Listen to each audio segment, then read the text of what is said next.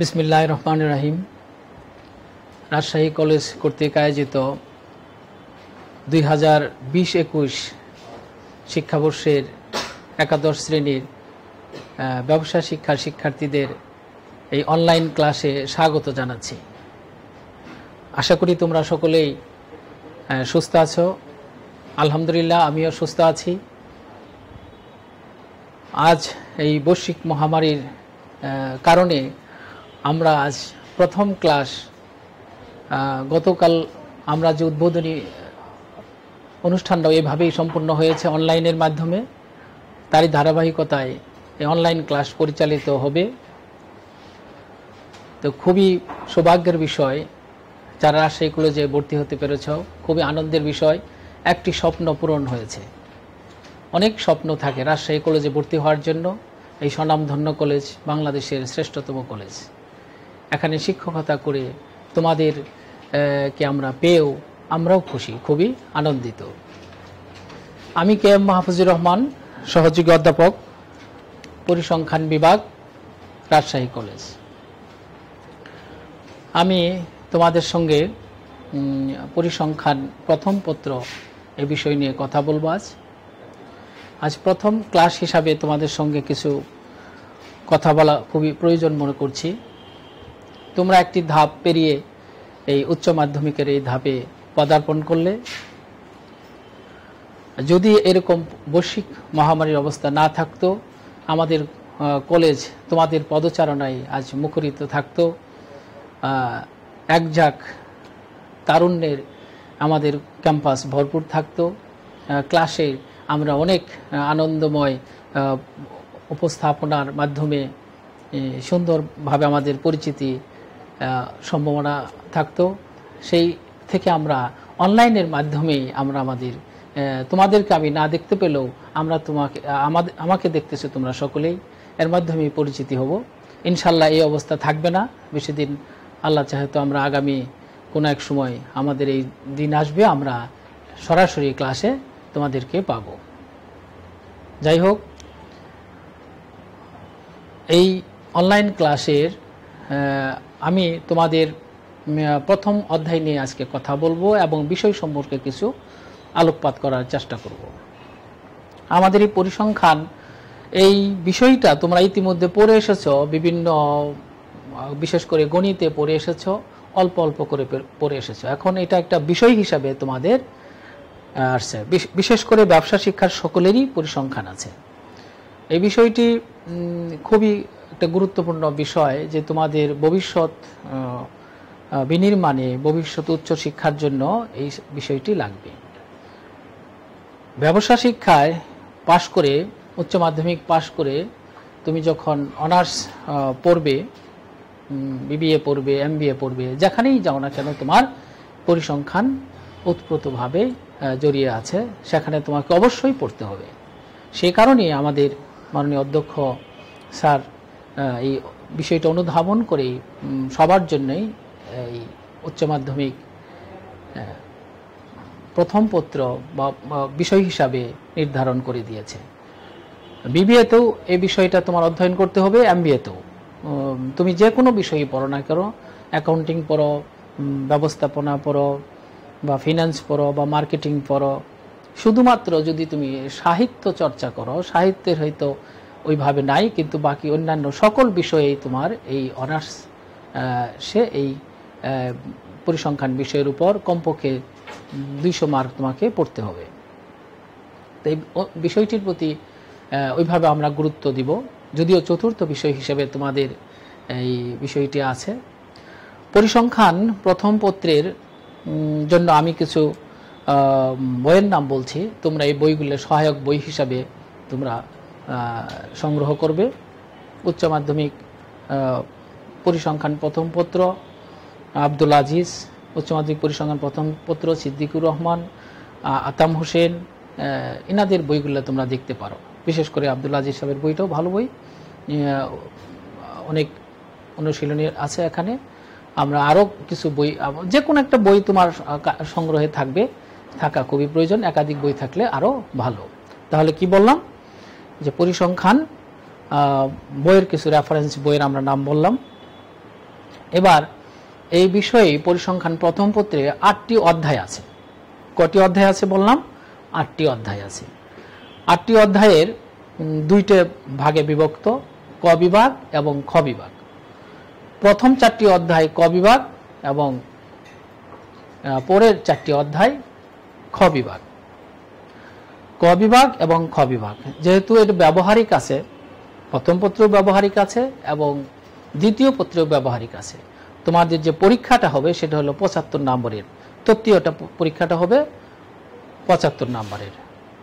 এর মধ্যে 25 নাম্বার হলো এমসিকিউ আর বাকি 50 নাম্বার অর্থাৎ 5টি সৃজনশীল প্রশ্ন তোমাকে উত্তর করতে হবে 8টার মধ্যে। 25 নাম্বার হলো এমসিকিউ, 50 নাম্বার সিকিউ। তাহলে 50 নাম্বারের মধ্যে প্রতি সিকিউ এর 10 নাম্বার করে, 1 2 3 4 এভাবে 10 নাম্বার করে তোমরা অভ্যস্ত। 5 10 50। তাহলে ক বিভাগ এবং খ বিভাগ থেকে প্রত্যেক বিভাগ থেকে কমপক্ষে 2টি করে মোট 5টি প্রশ্নের উত্তর দিতে হয়। যে কোনো একটা বিভাগ থেকে তুমি 3টা আনসার করতে পারবা, তাহলে এই 5 10 50 আর এমসিকিউ হলো 25, এই 75 আর ব্যবহারিক হলো 25 নাম্বার। প্রথম পত্রে 25 এবং দ্বিতীয় পত্রে 25, এভাবে 50 নাম্বারের ব্যবহারিক থাকবে আর 75 করে প্রথম পত্র দ্বিতীয় পত্র তৃতীয় পরীক্ষা হবে। এ বিষয়ে ভালো মার্কস পাওয়া খুবই সহজ যদি তুমি একটু মনোযোগী হও, এবং নতুন বিষয় হলেও তোমার আনন্দ সহকারে আমরা পাঠদানের চেষ্টা করব। তোমরা আমি পরপর ইনশাল্লাহ 3টে ক্লাস নিব, এর মাধ্যমে আমি একটা অধ্যায় শেষ করব, তারপর আরেকজন শিক্ষক আসবেন, পরে একটা অধ্যায়, এভাবে আমরা এই অধ্যায়গুলি সমাপ্ত করব। একই সঙ্গে আমরা 2টি অধ্যায় আরম্ভ করতে চাচ্ছি না। তোমরা যদি মনোযোগ সহকারে এই ক্লাসগুলো দেখো তাহলে আমাদের ক্লাসের মধ্যে ধারাবাহিকতা থাকবে, তোমরা সহজেই বুঝতে পারবে। প্রথম অধ্যয়নের প্রথম অধ্যায়ে আমাদের নাম হলো কি? প্রথম অধ্যায় হলো পরিসংখ্যান, চলক ও বিভিন্ন প্রতীকের ধারণা। প্রথম অধ্যায়টি হলো পরিসংখ্যান, চলক ও বিভিন্ন প্রতীকের ধারণা। এখান থেকে আমরা এই অধ্যায় থেকে আমি আলোচনা করব। স্লাইড আমরা দেখতে পাচ্ছি। পরিসংখ্যানের উৎপত্তি, পরিসংখ্যানের সংজ্ঞা, সমগ্র নমুনা, চলকের বর্ণনা এবং গাণিতিক সমস্যা নিয়ে আমরা কাজ করব। তাহলে প্রথম অধ্যায়ের নামটা আমরা শিখে ফেলি। কি বললাম? পরিসংখ্যান, চলক ও বিভিন্ন প্রতীকের ধারণা। আজ যদি আমরা প্রথম অধ্যায়ের নামটাও শিখি, এর সাথে সাথে আর 2-1টি সংজ্ঞাও শিখতে পারি, তাহলেও আমরা অনেক কিছু জানতে পারবো। ভয়ের কিছু নাই। এটা প্রথম, তোমরা বিষয় হিসেবে তোমরা প্রথম এই সাবজেক্ট জানতে পারছো। তোমরা আগে যা পড়ে এসেছো এর থেকে একটু ভিন্নতর, তবে আহামরি কঠিন কিছু না। অনেকেই বলবে যে খুব কঠিন, কাঠখোট্টা বিষয়, রসকসহীন, সেরকম না।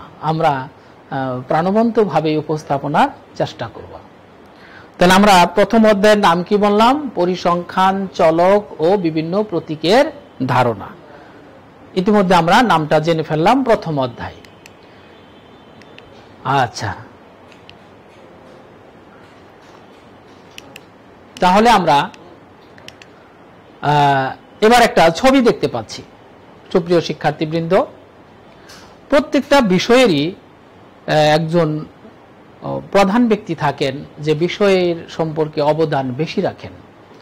তাহলে সারা ওয়ার্ল্ডে আমরা পরিসংখ্যানের জনক, ফাদার অফ স্ট্যাটিস্টিক্স, ইনি হলেন আর.এ. Fisher, Ronald এলমার fisher. কি বললাম? Ronald এলমার fisher. ছবিটি যদিও সাদা কালো, তোমরা একটা ধারণা পেলা যে এই ছবিটি হলো আর.এ. ফিশারের, যিনি পরিসংখ্যানের জনক। তাহলে আমরা এইমাত্র যে ব্যক্তিটির ছবি দেখলাম, ওনার নাম কি? আর.এ. Fisher, sir Ronald এলমার fisher. ওনার পুরো নাম হলো রোনাল্ড এলমার ফিশার। এলমার ফিশার। ওনার বাড়ি ইউরোপে, এবং উনি মৃত্যুবরণ করেন অস্ট্রেলিয়ার এডিলেডে। তখন এডিলেড বিশ্ববিদ্যালয়ের অধ্যাপক ছিলেন। তাহলে আমরা প্রথমত আজকে আমরা পরিসংখ্যানের জনক এই ব্যক্তিটি সম্পর্কে ব্যক্তিটির চেহারাটা দেখলাম এবং নামটা জানলাম, আরে ফিশার, রোনাল্ড এলমার ফিশার। কি বললাম? রোনাল্ড এলমার ফিশার, উনি হলেন পরিসংখ্যানের জনক। তাহলে আমরা আজকে থেকে যদি বলি যে আরে ফিশার উনি কে? পরিসংখ্যানের জনক, তাহলে আমরা এই জিনিসটা আমাদের ধারণায় আসলো। এরপরে আমরা আসি, আরো দুইজন ব্যক্তির ছবি দেখতে পাচ্ছি আমরা স্লাইডে, আরো দুইজন ব্যক্তির ছবি দেখতে পাচ্ছি। একজন হলেন প্রশান্ত চন্দ্র মহলানবিশ, আরেকজন হলেন কাজী মোতাহার হোসেন। কি বললাম? কাজী মোতাহার হোসেন। প্রশান্ত চন্দ্র মহলানবিশ এবং কাজী মোতাহার হোসেন। প্রশান্ত চন্দ্র মহলানবিশ উনি ভারতের পরিসংখ্যানের জনক, আমাদের পার্শ্ববর্তী রাষ্ট্র ভারতের পরিসংখ্যানের জনক। শুধু তাই না, ওনার বাড়ি কিন্তু বাংলাদেশে, বিক্রমপুর জেলার ঢাকার বিক্রমপুরে ওনার বাড়ি। প্রশান্ত চন্দ্র মহলানবিশ উনি ভারতের পরিসংখ্যানের জনক। আর পাশে যাকে আমরা দেখতে পাচ্ছি কাজী মোতাহার হোসেন,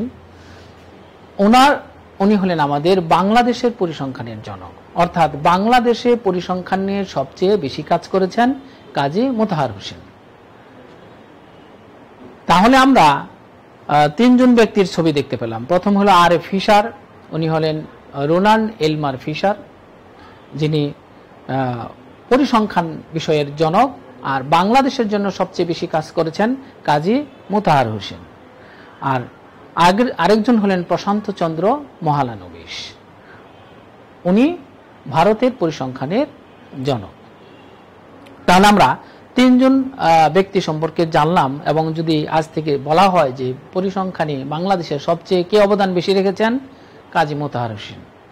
দুজনই পদার্থবিদ্যায় অধ্যাপক ছিলেন, কিন্তু পরিসংখ্যানের উপর বিশাল কাজ করেছেন পরবর্তীতে, যার ফলে ওনাদের অবদান, ওনারাই পরিসংখ্যান বিষয় হিসেবে বাংলাদেশে বেশি অবদান রেখেছেন কাজী মোতাহার হোসেন, এবং ভারতে রেখেছেন প্রশান্ত চন্দ্র মহলানবিশ। এবার আমরা আসব যে স্ট্যাটিস্টিক্স, মানে ইংরেজিতে আমরা পরিসংখ্যান বিষয়টার ইংরেজি হলো স্ট্যাটিস্টিক্স। তাহলে কি বললাম? স্ট্যাটিস্টিক্স।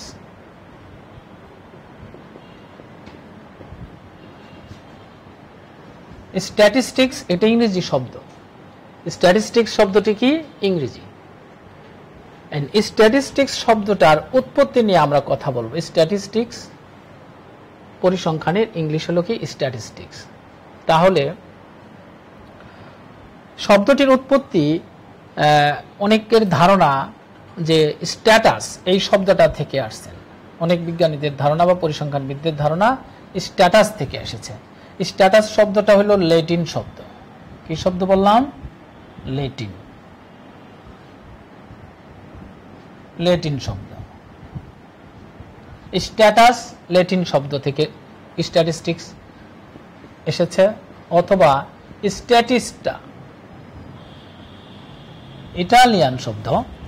ইটালিয়ান শব্দ থেকে এসেছে। অনেকেই বলেছেন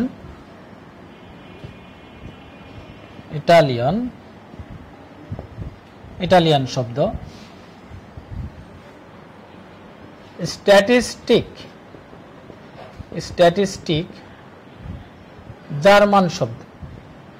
জার্মান শব্দ। স্ট্যাটিস্টিক আরেকটা স্ট্যাটিস্টিক QUE, এটা হলো ফরাসি শব্দ। প্রিয় শিক্ষার্থী, তাহলে স্ট্যাটিস্টিক্স ইংরেজি শব্দ। এই ইংরেজি শব্দটির উৎপত্তি অনেক পরিসংখ্যানবিদদের ধারণা স্ট্যাটাস ল্যাটিন শব্দ থেকে উৎপন্ন, স্ট্যাটিস্টা ইটালিয়ান শব্দ থেকে উৎপন্ন, স্ট্যাটিস্টিক জার্মান শব্দ থেকে উৎপন্ন, অথবা স্ট্যাটিস্টিক্স ফরাসি শব্দ থেকে এই স্ট্যাটিস্টিক শব্দটি এসেছে। যে কোনো শব্দ থেকে আসুক, আমাদের এই প্রত্যেকটি শব্দেরই সেই দেশের ভাষা অনুযায়ী ছিল পলিটিক্যাল স্টেট বা রাজনৈতিক অবস্থা। এর অর্থ ছিল কি? রাজনৈতিক অবস্থা। ল্যাটিন স্ট্যাটাস শব্দের অর্থ হলো পলিটিক্যাল স্টেট, অর্থাৎ রাজনৈতিক অবস্থা। স্ট্যাটিস্টা ইটালিয়ান শব্দের অর্থ রাজনৈতিক অবস্থা, জার্মান ও রাজনৈতিক অবস্থা, ফরাসিতেও কি রাজনৈতিক অবস্থা। এই শব্দগুলোর মানে আমরা একসাথে যদি বলি তাহলে কি হয়? অর্থগুলো দ্বারাই রাজনৈতিক অবস্থা। প্রাচীনকালে পরিসংখ্যান শুধুমাত্র রাজদরবারেই ব্যবহার হতো। প্রাচীনকালে পরিসংখ্যান কোথায় ব্যবহার হতো? রাজদরবারে। রাজদরবারে একটা উইং থাকতো যারা প্রজার সংখ্যা, জনসংখ্যা, সৈন্য সংখ্যা, আয় কেমন হতো এই ব্যাপারে হিসাব রাখার জন্য ব্যবহার করত শুধু রাজদরবারে। সেজন্য বলা হতো সায়েন্স অফ কিং। প্রাচীনকালে কি বলা হতো পরিসংখ্যানকে? সায়েন্স অফ কিং, রাজাদের বিজ্ঞান, সায়েন্স অফ কিং। রাজদরবারে ব্যবহার হতো বিদায় একে বলা হতো সায়েন্স অফ কিং, অর্থাৎ রাজাদের বিজ্ঞান বলা হতো। প্রাচীনকালে এই পরিসংখ্যান শুধুমাত্র রাজদরবারেই ব্যবহার হতো। হালে অনেক আমরা এখন দেখতে পাচ্ছি এটা একটা বিষয় হিসেবে আমাদের সামনে আবির্ভূত, অর্থাৎ এখন পরিসংখ্যান একটি বিষয়। পূর্বে আমরা পরিসংখ্যানকে রাজদরবার থেকে আস্তে আস্তে এর প্রয়োজনীয়তা অনুভব করে বিষয়ের গুরুত্ব বাড়তে বাড়তে এখন একটা বিষয় হিসেবে আসছে। এই বিষয় আলাদা বিষয় হওয়ার আগে গণিতের সঙ্গেই সবসময় ছিল পরিসংখ্যান বিষয়টা, তবে এখন একটা সম্পূর্ণ আলাদা বিষয়। যাই হোক, তাহলে আমরা স্ট্যাটিস্টিক্স শব্দটির উৎপত্তি জানলাম। এখন থেকে আমরা বলবো স্ট্যাটিস্টিক্স ইংলিশ শব্দ, এটা এসেছে কোত্থেকে?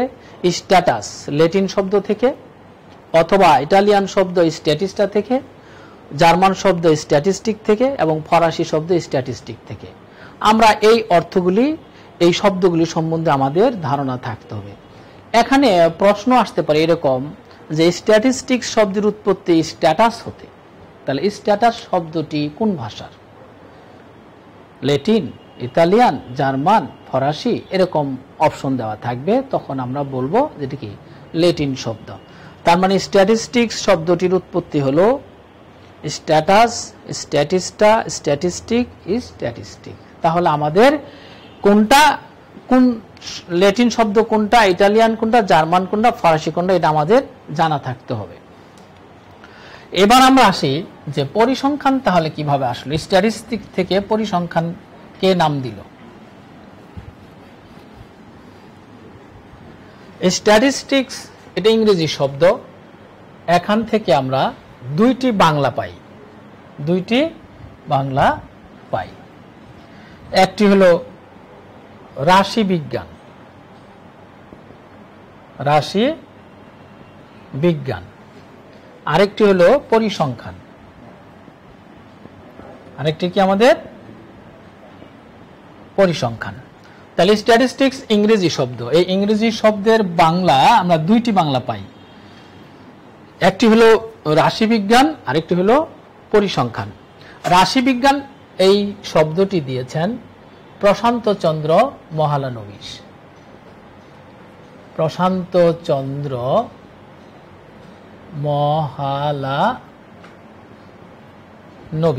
প্রশান্তচন্দ্র মহলানবিশ উনি ভারতীয়, যার ছবি আমরা ইতিমধ্যে দেখেছি। ভারতীয় পরিসংখ্যানের জনক উনি। আর পরিসংখ্যান নামটি দিয়েছেন কাজী মুতাহার হোসেন।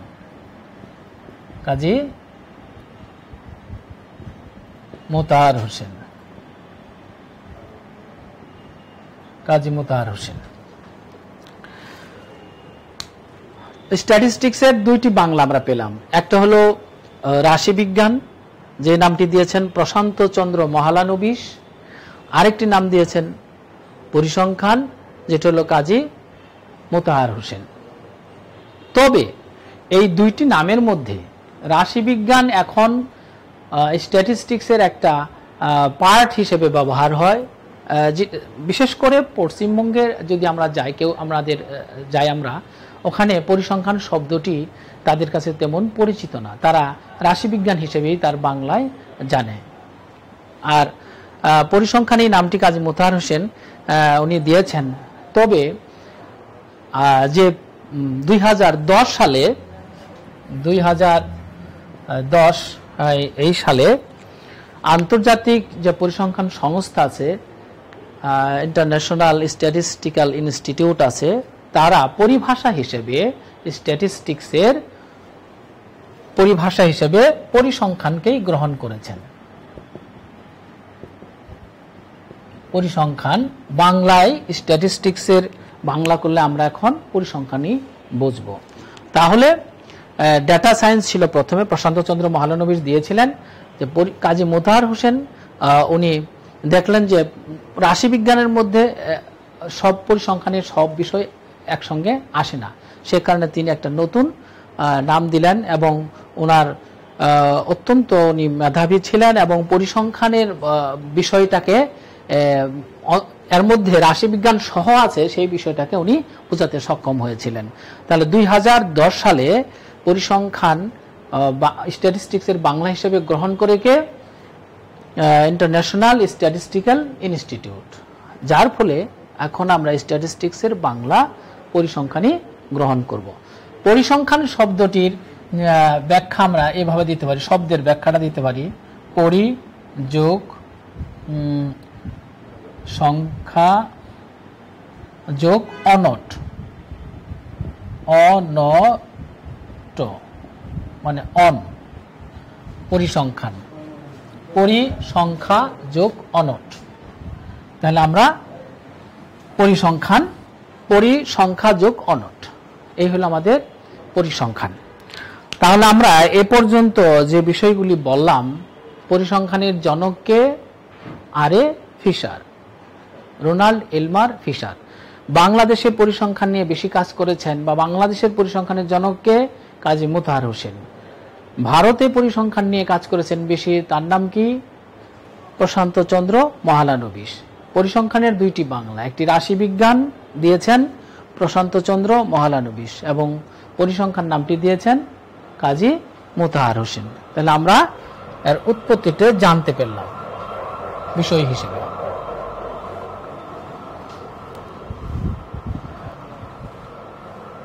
এবার আমরা পরিসংখ্যানটা কি মানে সংক্ষেপে আমরা একটু প্রাথমিক একটি কথা বলতে পারি।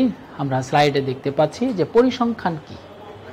পরিসংখ্যান শব্দটির ইংরেজি প্রতিশব্দ স্ট্যাটিস্টিক্স, আর বাংলাদেশি প্রখ্যাত পরিসংখ্যানবিদ কাজী মোতাহার হোসেন স্ট্যাটিস্টিক্সের বাংলা রূপান্তর করেন পরিসংখ্যান।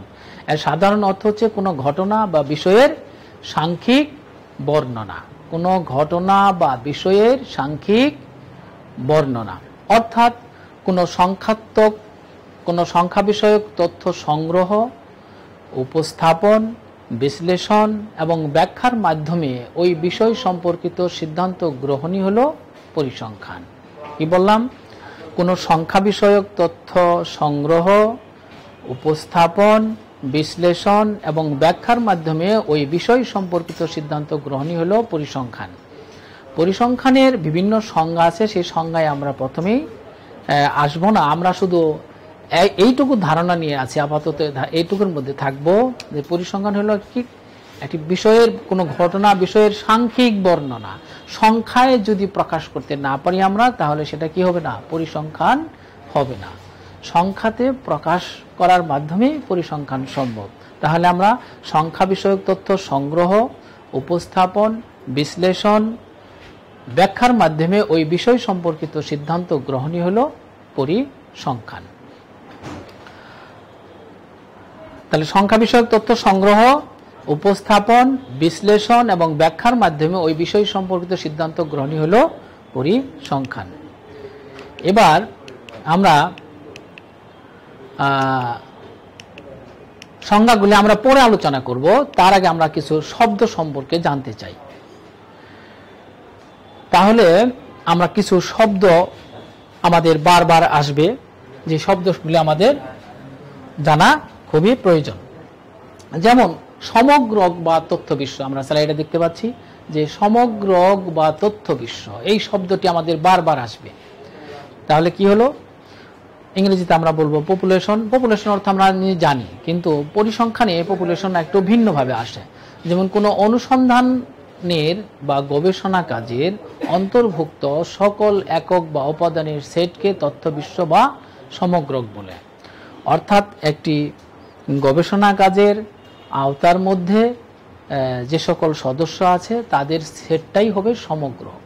যেমন তোমাদের নিয়ে যদি আমরা কোনো কাজ করি, যেমন রাজশাহী কলেজের একাদশ শ্রেণীর শিক্ষার্থীদের মাসিক ব্যয় জানতে চাই। রাজশাহী কলেজের একাদশ শ্রেণীর এই তোমরা যারা ভর্তি হয়েছ তাদের নিয়ে তাদের মাসিক ব্যয় জানতে চাই। যদিও তোমাদের মাসিক ব্যয় এখন আমাদের রাজশাহী শহরে থাকলে সেটা তাহলে আর ভালোভাবে আমাদের বুঝতে পারতাম। ইতিমধ্যে তোমরা তাহলে রাজশাহী কলেজের এই একাদশ শ্রেণীতে কতজন শিক্ষার্থী আছে? তোমরা ব্যবসা শিক্ষায় 100 জন, মানবিক বিভাগে 100 জন, এরপরে সায়েন্সের আছে 274 জন। এই যে 474 জন শিক্ষার্থী তারা হলে সমগ্র, মানে এই আওতার মধ্যে আমি একাদশ শ্রেণী নিয়ে যদি কাজ করি তাহলে এই একাদশ শ্রেণীর মধ্যে যত সদস্য আছে তারা সবাই মিলে কি হবে? সমগ্রক হবে। তোমাদের সকলকে নিয়ে যে সেটটা হলো, অর্থাৎ সবাই মিলে যা হবে সেটাই হলো সমগ্রক বা তথ্য বিশ্ব। তার মানে কোন অনুসন্ধানের বা গবেষণা কাজের অন্তর্ভুক্ত সকল একক বা উপাদানের সেটকে তথ্য বিশ্ব বা সমগ্রক বলা হয়। এরপরে আমরা আরেকটি শব্দ সম্পর্কে জানবো, সেটা হলো নমুনা, স্যাম্পল। এই শব্দটা তোমরা অনেক শুনেছ, নমুনা বা স্যাম্পল। যেমন আমরা কোনো বৃহৎ একটা কাজ করার পূর্বে প্রথমত এরকম একটা নমুনা নিই। হ্যাঁ, যদি মনে করো যে তোমাদের কি এই যে সকল শিক্ষার্থীর পোশাকটা কেমন হবে, ড্রেসটা কেমন হবে, তার একটা নমুনা কিন্তু আমাদের কলেজে টানানো আছে। সেজন্য কি আছে, সমগ্রক যখন সমগ্রক বড় হয় বলে সমগ্রকের উপর অনুসন্ধান কার্য পরিচালনা করা বেশ ব্যয় সাপেক্ষ, শ্রমসাধ্য, সময় সাপেক্ষ এবং সব সময় সম্ভব নয়। আমাদের প্রয়োজনই আমরা কি করি, সমগ্রকের থেকে সবসময় গবেষণা করতে পারি না, ওখান থেকে কিছু অংশ নিয়ে আমরা এই সমগ্রক থেকে একটি প্রতিনিধিত্বকারী অংশ নির্বাচন করে তার উপর অনুসন্ধান কার্য পরিচালনা করা হয়। এটাই হলো কি নমুনা। নমুনা আমরা বাস্তবে অনেক ব্যবহার করি। যেমন রোগ নির্ণয়ের ক্ষেত্রে, কিসের ক্ষেত্রে? রোগ নির্ণয়। একজন মানুষ অসুস্থ হয়েছে, তার আমরা কি করব, তার থেকে কি রোগ হয়েছে নির্ণয়ের জন্য অল্প পরিমাণ রক্ত আমরা নিই। নেওয়ার পরে সেটা পরীক্ষা করে ডায়াগনোসিস করে বলা হয় যে এই রোগ হয়েছে। মানুষের শরীরে 5 থেকে 6 লিটার রক্ত থাকে, সব রক্ত বের করে কি গবেষণাগারে নিয়ে যাওয়া হয়? তাহলে কি রোগী বাঁচবে? না। এখানে কি করা হলো, সমগ্রক নিয়ে কাজ করা হলো না, নমুনা নিয়ে কাজ করা হলো। যেমন আমাদের মা বোনরা যখন ওই প্রেসার কুকার বা রাইস কুকার ছাড়া যান, এমনি যখন হাঁড়িতে ভাত রান্না করে তখন উপরে থেকে ভাত হয়েছে কিনা 2-3টে ভাত নিয়ে আমরা কি করি, আমার মনে হয় টেস্ট করি। বা আমরাও যখন রান্না করি তখন আমরা কি করব, অল্প কয়েকটা ভাত নিয়ে দেখি যে হয়েছে কিনা, সব ভাত টিপে টিপে দেখি না। এটাই হলো কি নমুনা। অর্থাৎ সমগ্রকের প্রতিনিধিত্বকারী অংশকে নমুনা বলা হয়। কি বললাম? সমগ্রকের প্রতিনিধিত্বকারী অংশকে নমুনা বলা হয়। তাহলে দুইটি শব্দ আমরা জানলাম, একটা হলো সমগ্রক, আরেকটা হলো নমুনা। সমগ্রক হলো যে একটা অনুসন্ধান ক্ষেত্রে সকল এককের সমষ্টিকে বা সেটকে বলা হয় সমগ্রক, আর এই সমগ্রকের একটি প্রতিনিধিত্বকারী অংশকে বলা হয় নমুনা। সবচেয়ে গুরুত্বপূর্ণ শব্দটি হলো প্রতিনিধিত্বকারী। রোগ নির্ণয় করতে হবে আমার, এখন রক্ত যদি নেই আরেকজনের, তাহলে কি রোগ নির্ণয় সম্ভব? না। সে কারণে প্রতিনিধিত্বকারী, অর্থাৎ যাদের নিয়ে আমি কাজ করব ওর মধ্যে থেকেই আমাকে নমুনা নিতে হবে। তাহলে সমগ্রক, সবসময় সমগ্রক নিয়ে আমরা কাজ করতে পারি না। সমগ্রকের থেকে কাজ করা শ্রমসাধ্য, সময় সাপেক্ষ, ব্যয় সাপেক্ষ। সেই কারণে সমগ্রকের একটি ক্ষুদ্র অংশ থেকে নিয়ে কাজ করব, এটার নাম হলো কি নমুনা। তাহলে আজকে আমরা দুইটি শব্দ জানলাম, একটা হলো সমগ্রক আর একটা হলো নমুনা। সমগ্রক বললে আমরা ভেসে উঠবে আমাদের যে আমি গবেষণার আওতাধীন সকল সদস্য, সকল উপাদান, আর নমুনা মানে তার ক্ষুদ্র অংশ। প্রিয় শিক্ষার্থী, তাহলে আমরা দুইটি শব্দ জানলাম, একটা হলো সমগ্রক আর একটা হলো নমুনা। এরপরে আমরা প্রথম থেকে আরেকটু দেখে আসি, আরেকটু তোমাদের স্মরণ করার চেষ্টা করো। তাহলে পরিসংখ্যানের জনককে আরে ফিশার। বাংলাদেশে পরিসংখ্যানের সবচেয়ে বেশি কাজ করেছেন কে? কাজী মোতাহার হোসেন। ভারতে কে বেশি কাজ করেছেন? প্রশান্ত চন্দ্র মহলানবিশ। এই স্ট্যাটিস্টিক্স, এটা কি শব্দ? ইংরেজি শব্দ। এর কয়টি বাংলা? দুইটি বাংলা। একটা হলো রাশিবিজ্ঞান, আরেকটা হলো পরিসংখ্যান। রাশিবিজ্ঞান শব্দটি কে দিয়েছেন? প্রশান্ত চন্দ্র মহলানবিশ। আর পরিসংখ্যান শব্দটা দিয়েছেন কে? কাজী মোতাহার হোসেন। আন্তর্জাতিক পরিসংখ্যান সংস্থা, আন্তর্জাতিক স্ট্যাটিস্টিক্যাল যে ইনস্টিটিউট আছে সেই তা হলো পরিসংখ্যানকেই তার পরিভাষা হিসেবে, বাংলা হিসেবে গ্রহণ করেছেন। এরপরে আমরা স্ট্যাটিস্টিক্স শব্দটির উৎপত্তি সম্বন্ধে জানলাম। ল্যাটিন শব্দ স্ট্যাটাস থেকে এসেছে, ইটালিয়ান শব্দ স্ট্যাটিস্টা থেকে এসেছে, জার্মান শব্দ স্ট্যাটিস্টিক থেকে এসেছে, ফরাসি শব্দ স্ট্যাটিস্টিক্স থেকে এসেছে। এই শব্দগুলো সম্বন্ধে তোমরা সুন্দরভাবে আয়ত্ত করবা। এরপরে আমরা জানলাম সমগ্রক এবং নমুনা। আশা করি তোমরা এই অল্প সময়ের মধ্যে আমরা এই যতটুকু আলোচনা করলাম, আমার আরো দীর্ঘ সময়, আরেকটু সময় ক্লাস নেওয়ার ইচ্ছা ছিল, কিন্তু পরবর্তী ক্লাসের সময় হওয়াতে আমরা এখনই আজকের মতো শেষ করব। তাহলে আমাদের নেক্সট ক্লাস হলো 8 তারিখ এবং 11 তারিখ ইনশাল্লাহ, আল্লাহ চাহে তো আমি ক্লাস নিব এই বিষয়ের উপর, এই অধ্যায়ের উপর নিবা। তোমরা মনোযোগ সহকারে সেই ক্লাসগুলি মানে উপভোগ করবা। এই বলে এবং তোমাদের সুস্বাস্থ্য মঙ্গল কামনা করে, তোমাদের যে স্বপ্ন নিয়ে রাজশাহী কলেজে ভর্তি হয়েছে, সেই স্বপ্নের এখান থেকে আরো বড় স্বপ্ন বাস্তবায়ন করে, উচ্চ মাধ্যমিক পাশ করে আরো ভালো অনেক অনেক বড় প্রতিষ্ঠানে যাবা, সেই প্রত্যাশা রেখে আজকের মতো শেষ করছি। সকলকে ধন্যবাদ। আসসালামু আলাইকুম।